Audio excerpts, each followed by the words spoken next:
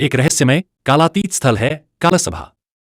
वहां हर युग के महान और कुख्यात शासकों की आत्माएं इकट्ठा होती हैं। बीचों बीच एक सिंहासन है, समय का सिंहासन, और उसके सामने एक दीपक है, न्याय का दीपक, जो तब तक जलता है जब तक सत्य और करुणा की बातें होती हैं। आज इस सभा में एक विशेष न्यायिक परीक्षण हो रहा है। टीपू सुल्तान पर आधुनिक नैतिकता के आधार पर आरोप लगे हैं। क्या वह दोषी है? पहला गवाह श्रीरंगपट्टनम का इमली का पेड़। इमली का पेड़ कपटी आवाज में बोलता है, मैंने 1790 की काली दिवाली देखी। मेरी शाखाओं पर लटकते 1500 अयंगार ब्राह्मणों की लाशें थीं। न वह युद्ध था, न विद्रोह, सिर्फ एक धर्म के प्रति निष्ठा की सजा। मेरे पत्तों पर आज भी उनकी चीखें बसती हैं। दूसरा गवाह श्री रंगनाथ मंदिर का ब्राह्मण। एक बूढ़ा पुजारी प्रकट होता है। टीपू ने हमें अनुष्ठान करने को कहा, अंगूठी दी, दक्षिणा दी। लेकिन क्या वह श्रद्धा थी? नहीं, वह राजनीति थी। जब उसका राजयोग डगमगाया, तब हमारी शरण ली। पहले तलवार, फिर तुलसी, यह कैसा राजा था? तीसरा गवाह एक अंग्रेज इतिहासकार। वह मुस्कराता है। टीपू हमारे विरुद्ध लड़ा, इसलिए भारत में उसे वीर बना दिया गया। पर उसने कालीकट में 50,000 लोगों को जबरन धर्मांतरित किया, महिलाओं बच्चों को मारा। क्या स्वतंत्रता सेनानी ऐसा करता है? फिर आती है आधुनिक नैतिकता की आत्मा।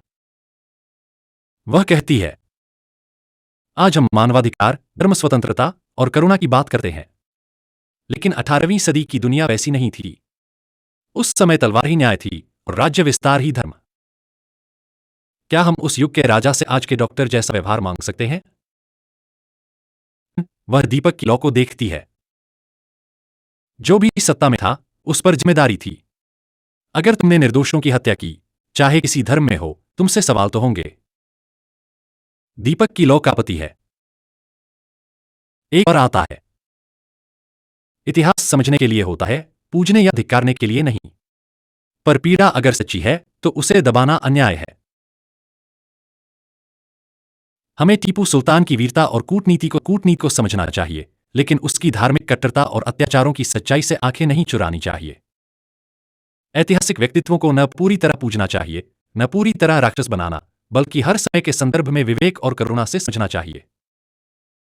पीड़ितों की स्मृति को सम्मान देना और वर्तमान को बेहतर बनाने के लिए अतीत की आलोचना करना, यही आज की नैतिकता का उद्देश्य होना चाहिए। ब्रह्मा जी ने एक सभा बुलाई है। सभा में उपस्थित हैं यमराज, न्याय और मृत्यु के अधिपति; नारद, सत्य के दूत; वेदव्यास, इतिहास और पुराणों के ज्ञाता; भीष्म, धर्म और राजनीति के मर्मज्ञ; काली, कलयुग की शक्ति; और काल दर्पण, एक ऐसा दर्पण जिसमें हर युग का राजा प्रतिबिंबित होता है और उसकी नीतियां धर्मदीप के प्रकाश में परखी जाती हैं। प्रश्न उठता है, टीपू सुल्तान को कैसे आंका जाए? भीष्म कहते हैं, महाभारत अनुशासन पर्व की भाषा में, धर्मो हि युधि पश्येत न केवलं शस्त्र धारणा। राजा यदि प्रजा को क्लेश दे, तो वह क्षत्रिय नहीं, राक्षस है। राजा का धर्म है प्रजा सुख। कोई भी राज्य धर्म जो निर्दोषों पर अत्याचार करे, अधर्म है। नारद कहते हैं, नारद स्मृति से, कालो ही बलवान राजा धर्म से स्वरूपक है। हर युग का धर्म अलग होता है, परंतु सत्य और करुणा शाश्वत है। यदि कोई शासक युद्ध करे, ठीक है, पर यदि वह बच्चों, स्त्रियों और निहत्थों को मारे, तो वह काल नहीं, विकाल हो जाता है। वेदव्यास कहते हैं, भागवत पुराण दृष्टिकोण से, जो राजा अपने राज्य में धर्म की रक्षा न कर सके, वह इतिहास में स्मरणीय नहीं, चेतावनी बनता है।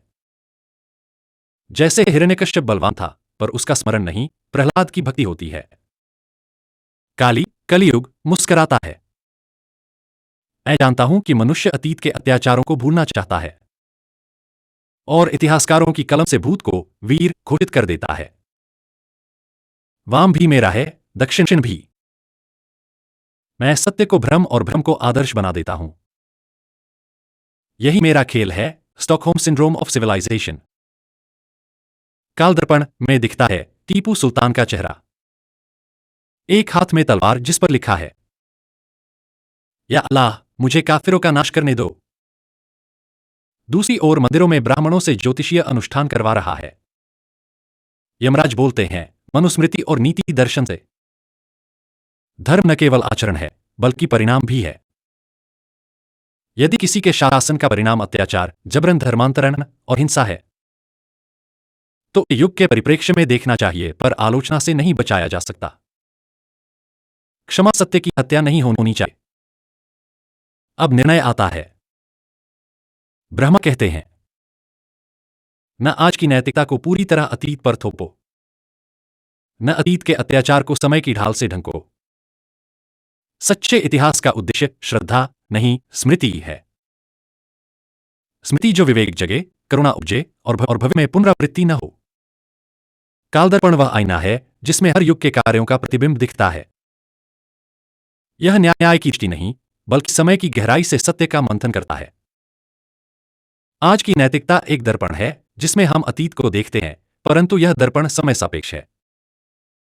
दर्पण स्वयं न्याय नहीं करता, परंतु मन को आत्मनिरीक्षण की प्रेरणा देता है। जैसे अर्जुन को कुरुक्षेत्र में दर्पण बनकर श्री कृष्ण ने स्वधर्म और युद्ध का धर्म समझाया। दीपक का प्रकाश शाश्वत धर्म, सनातन धर्म है, सत्य, करुणा, न्याय, विवेक। यह किसी युग या धर्म से नहीं जुड़ा, यह बुद्धि और चेतना के स्तर पर कार्य करता है। राजा, नेता, सेनापति कोई भी हो, यदि उसका कर्म धर्म दीप के प्रकाश में अंधकार पैदा करता है तो वह धर्म विरोधी है। जैसे राम ने रावण का वध इसलिए किया क्योंकि उसने धर्मदीप बुझाया था अपहरण, अहंकार, अधर्म से। तलवार पर लिखा, या अल्लाह, मुझे काफिरों का सफाया करने दो। यह धार्मिक कट्टरता की प्रतिमा है। तलवार यहां केवल हथियार नहीं बल्कि चेतना का एक धार्मिक औजार है जो भक्ति के नाम पर हिंसा करता है। यह वैसा ही है जैसे कौरवों की सभा में धर्म के नाम पर द्रौपदी का चीरहरण किया गया। कर्म धार्मिक नहीं था, भले धर्म का नाम लिया गया हो। इमली का पेड़ जिसके नीचे अयंगार समाज के 1500 लोग मारे गए, वह एक सांस्कृतिक स्मृति वृक्ष बन गया है।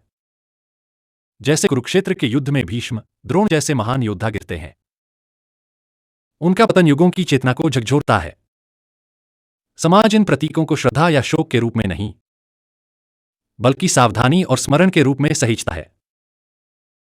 यह प्रतिरोध हिंसक नहीं है, यह सांस्कृतिक असहमति की शांति गाथा है। ठीक वैसे ही जैसे राम की विजय पर दिवाली मनाई जाती है, वैसे ही जब एक समुदाय को राम से अधिक रावण की याद दिलाई जाए तो वे उस प्रकार को अस्वीकार करते हैं। यह हमें गांधी जी के अहिंसक सत्याग्रह की याद दिलाते है। त्योहार न मनाना भी एक राजनैतिक और सांस्कृतिक वक्तव्य बन सकता है। इतिहास की कलम जब सत्ता के पक्ष में चलती है तो भेड़ियों को नायक और संत दिखाया जाता है।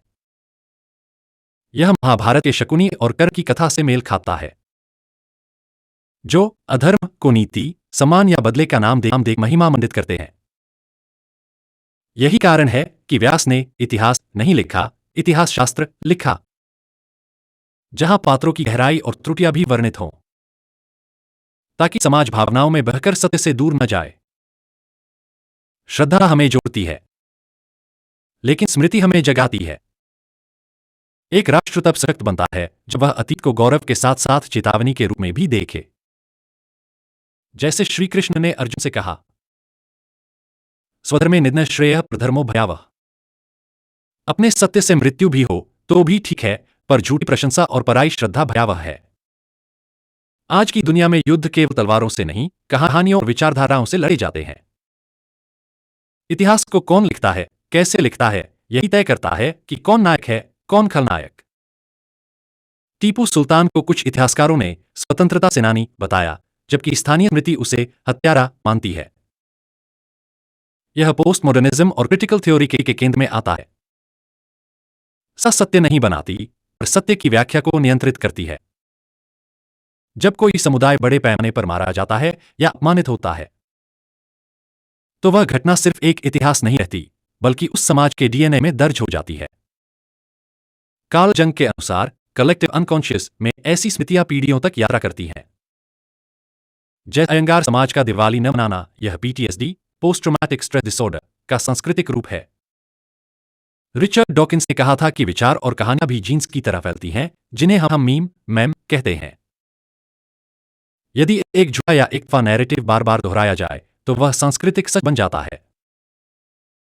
टीपू महान था, यह वामपंथी इतिहासकारों द्वारा फैलाया गया मिमेटिक नैरेटिव है, जो स्कूल की किताबों और टीवी सीरियल्स में दोहराया गया। आज का युग हर चीज सापेक्ष है कहकर कई बार धर्म और अधर्म के बीच का अंतर मिटा देता है।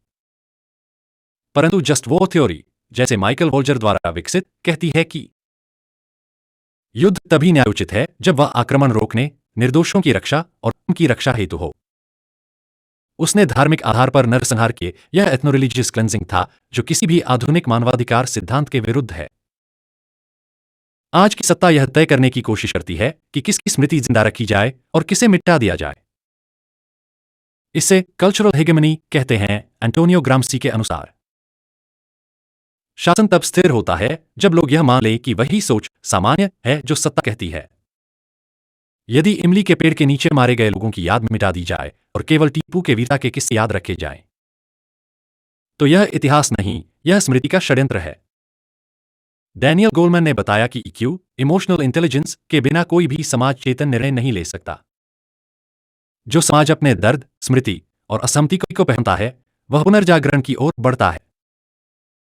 अयंगार समाज यदि आज अपने आघात को दृष्टि और शिक्षा का विषय बनाए तो वह सिर्फ पीड़ित नहीं, पथ प्रदर्शक बन सकता है। आज एआई के जरिए हम इतिहास की बहुस्तरीय व्याख्या कर सकते हैं, जैसे कि टीपू के दौर के डाटा, जनसंख्या संरचना, धार्मिक आदेशों, पत्राचार आदि का विश्लेषण। इससे हमें एक डेटा बैक्ड, मल्टीपर्सपेक्टिव व्यू मिलता है जो अंधश्रद्धा और प्रचार से परे होता है। भारतीय दर्शन, विशेष रूप से उपनिषद, गीता और योग, हमें यह सिखाता है कि जीवन में समावेशिता, इंक्लूसिवनेस और सच्चाई के प्रति ईमानदारी, ऑनेस्टी टुवर्ड्स ट्रूथ, सबसे महत्वपूर्ण है। इतिहास में जो कुछ भी हुआ है उस पर सच्चाई की खोज करनी चाहिए, न कि उसे किसी एक पक्ष के दृष्टिकोण से ही स्वीकार किया जाए। हम समाज में सामूहिक कलेक्टिव ट्रॉमा को समझकर और उसका सम्मान करके एक सशक्त और समावेशी समाज का निर्माण कर सकते हैं। स्मृति राजनीति को सही दिशा में मोड़ने के लिए हमें सभी पक्षों की सही जानकारी और अनुभवों को सामने लाने की जरूरत है, ताकि हर समुदाय को अपनी आवाज मिल सके। भारतीय दर्शन, खासकर योग और दर्शन शास्त्र के सिद्धांतों के अनुसार, प्रत्येक व्यक्ति और समाज के विकास के लिए सार्थक संवाद, मीनिंगफुल डायलॉग की आवश्यकता होती है। संवाद केवल तर्क और विरोध का नहीं, बल्कि आपसी समझ और सहमति का होना चाहिए, ताकि हम सभी मतों और विचारों को सम्मान दें। मूल्य आधारित वाद, वैल्यू बेस्ड डायलॉग के माध्यम से हम राजनीतिक, सामाजिक और धार्मिक विभाजन को पाट सकते हैं और सामूहिक चेतना का निर्माण कर सकते हैं। यह स्वास्थ्य और शिक्षा जैसे क्षेत्रों में भी मददगार होगा, जहां हम व्यक्तिगत और सामूहिक हितों के बीच संतुलन बनाए रखें। धर्मशास्त्र और राजनीतिक तंत्र में हमेशा यही विचार था कि नेतृत्व और नीति सभी का भला करने के लिए होनी चाहिए। टीपू सुल्तान की कथा से हमें यह समझने का अवसर मिलता है कि धार्मिक या सांस्कृतिक तानाशाही से समाज का विनाश होता है और समान अधिकार और समाज की विविधता की सराहना करना चाहिए। संवैधानिक लोकतंत्र में सर्वजन हिताय का सिद्धांत लागू करने के लिए हमें धार्मिक और सांस्कृतिक विविधताओं को स्वीकार करना होगा। नीति, शिक्षा और समाज में समान अधिकारों की रक्षा की जाए और धार्मिक और सांस्कृतिक पहचान की पवित्रता को बनाए रखा जाए। स्मृति राजनीति के माध्यम से हम इतिहास के घटनाक्रम को एक नए दृष्टिकोण से देख सकते हैं, जो एआई, आर्टिफिशियल इंटेलिजेंस और सांस्कृतिक पुनर्मूल्यांकन के द्वारा अधिक सटीक और निष्पक्ष हो सकता है। हम एआई और डेटा विज्ञान का उपयोग करके इतिहास को पुनर्निर्मित कर सकते हैं, जहां केवल एक पक्ष का नैरेटिव नहीं होगा, बल्कि हर पक्ष की सच्चाई और दृष्टिकोण को सम्मिलित किया जाएगा। यह इतिहास को शास्त्रीय दृष्टिकोण से अधिक वास्तविक और समाज की विविधता को सच बनाने में मदद करेगा।